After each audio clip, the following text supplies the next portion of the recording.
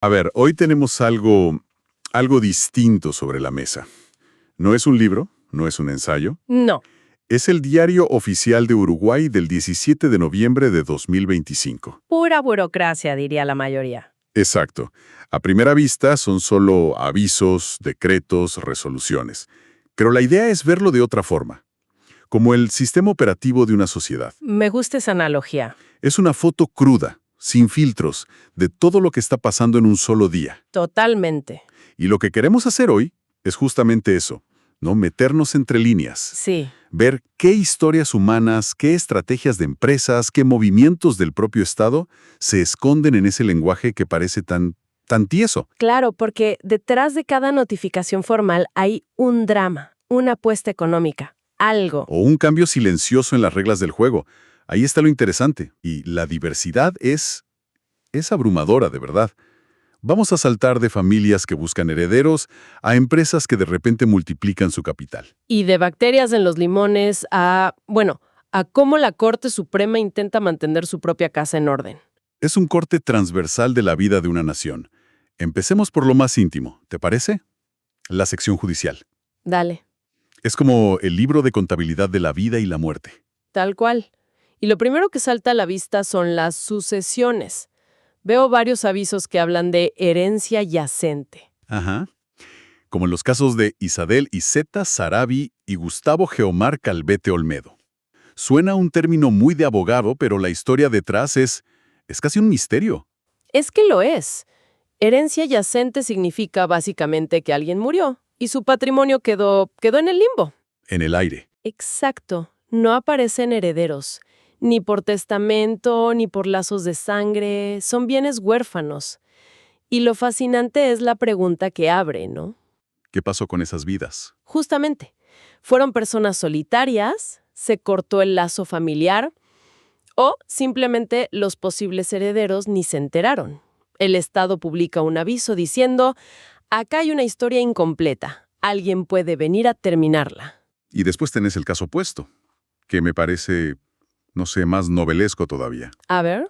Son los edictos que le dicen a una persona con nombre y apellido, como a un tal Carlos Omar Correa Laborda, que tiene 10 días para aceptar o repudiar una herencia. Uf. O sea, es un ultimátum legal. Uno piensa que recibir una herencia es siempre una buena noticia, pero esto sugiere un drama familiar potente. Justamente. Es que puede haber deudas. A veces el fallecido deja más problemas que activos, ¿viste? Ah, claro. Y aceptar la herencia significa aceptar también esas deudas. O podría ser un conflicto familiar tan enquistado que el heredero prefiere no tener nada que ver. Prefiere cortar por lo sano. Exacto. Es un mecanismo para forzar una decisión. Es el Estado diciendo, señores, se acabó el tiempo de dudar. Hay que cerrar este capítulo. Y esa tensión por la propiedad también la veo en otro tipo de aviso, la prescripción adquisitiva. Ajá. ¿Un clásico? Aquí está el caso de Rosa Esther Moncillo Pereira, que pide la propiedad del padrón 151.231 en Montevideo. Esto es, básicamente alguien diciendo, miren, he vivido acá, he cuidado este lugar por décadas, actué como su dueña, y ahora pido que la ley lo reconozca. Así es. Es la ley poniéndose al día con la realidad. Reconoce que la posesión continuada, pacífica, pública, genera derechos. Claro. Estos avisos cuentan historias de persistencia silenciosa, de gente que, sin un título formal, transformó un espacio en un hogar. Es el derecho que nace del hecho, no solo del papel. Qué buen punto. Y todo esto nos lleva al motor económico, ¿no? Dejamos el patrimonio familiar para meternos en el de las empresas. Un cambio de escala, pero las reglas del juego son parecidas. Crecimiento, riesgo. Y a veces, el final del camino. Totalmente. Y hay una empresa que parece estar pisando el acelerador a fondo. Cadores S.A. ¿Qué hicieron? Convocan a sus accionistas. El orden del día es una locura. Quieren aumentar el capital social de 260,000 pesos a 20 millones. ¿Cómo? 20 millones. Es casi 100 veces más. Y encima piden permiso para firmar contratos de franquicia. Esto es una declaración de intenciones. Es una declaración de intenciones clarísima. Un aumento de capital así no es un simple ajuste. No, para nada. Significa que tienen un plan de expansión masivo y necesitan el músculo financiero para hacerlo. Probablemente van a abrir sucursales, invertir en, no sé, tecnología, marketing. Es la foto de una empresa en su momento más ambicioso. Pero, a ver, mi lado un poco cínico se pregunta, ¿un salto tan grande no podría ser también una señal de desesperación? Como decís, Como que están al borde del abismo y necesitan una inyección de capital gigante solo para sobrevivir. es una excelente pregunta y podría serlo, podría. Sin embargo, la combinación con el tema de las franquicias me inclina a pensar en crecimiento. ¿Por qué? Porque la franquicia es un modelo de expansión. Buscas que otros inviertan en tu marca. Es una estrategia de ataque, no de defensa. Pero tu punto es válido, porque en el mismo diario oficial, unas páginas más adelante, vemos la otra cara de la moneda. El cierre. La liquidación de Conexión Genética Sagr. El ciclo completo está ahí, ¿viste? La ambición de Cadore y el cierre de otra empresa.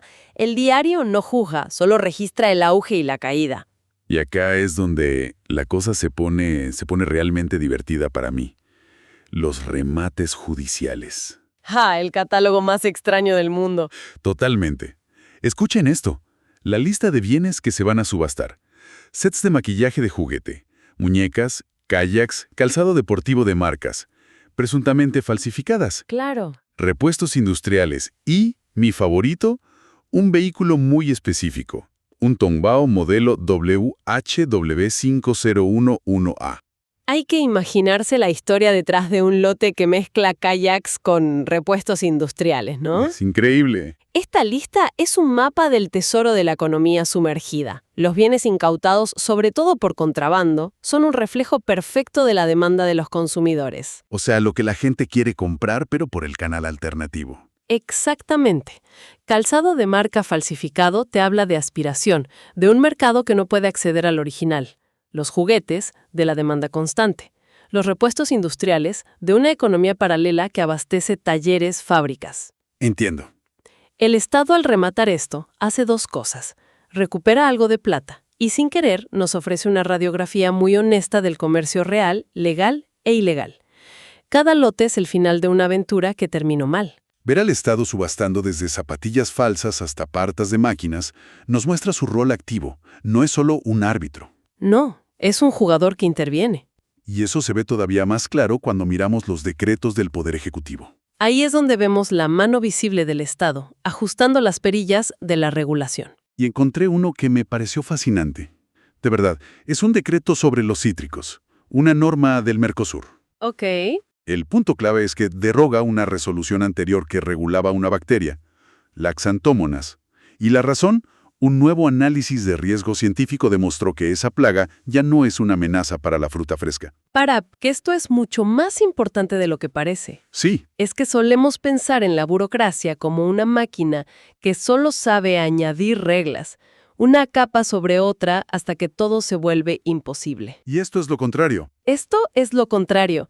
Es el sistema reconociendo que la ciencia avanzó, que las condiciones cambiaron y decidiendo activamente eliminar una regulación. Es como si el sistema inmunológico del gobierno aprendiera y se adaptara, ¿no? Porque la primera sospecha podría ser que algún lobby de exportadores presionó para que se eliminara la regla y así, no sé, abaratar costos. Y esa es una tensión real y permanente, la presión económica versus la evidencia científica.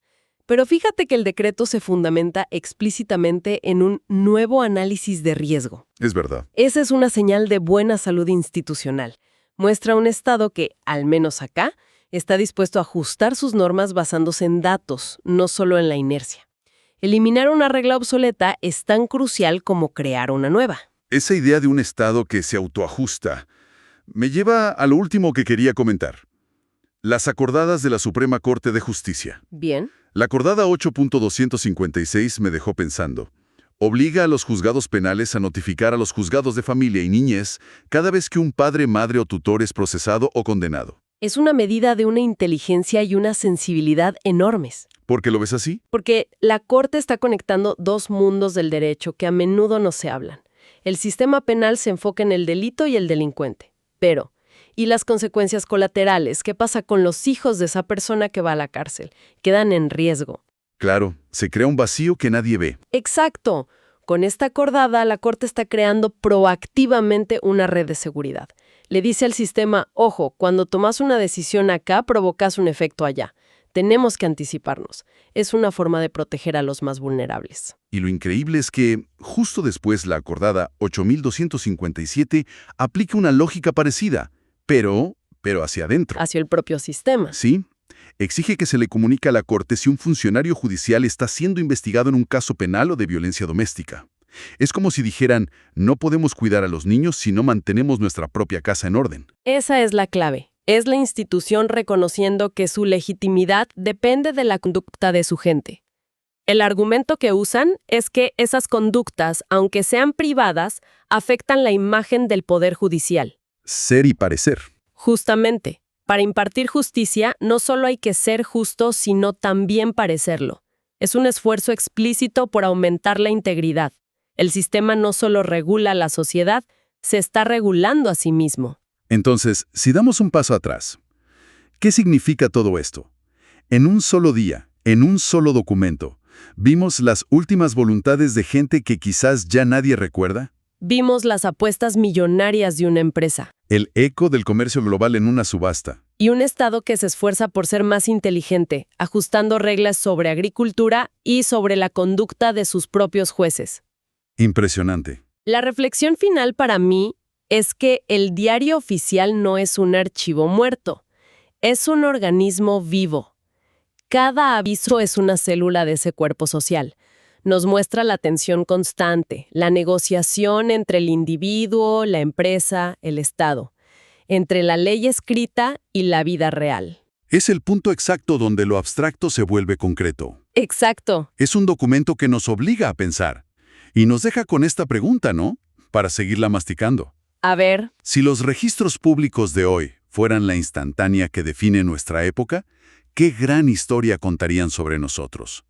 ¿Qué miedos, qué ambiciones o qué conflictos silenciosos se esconden en la letra pequeña de nuestro propio sistema operativo?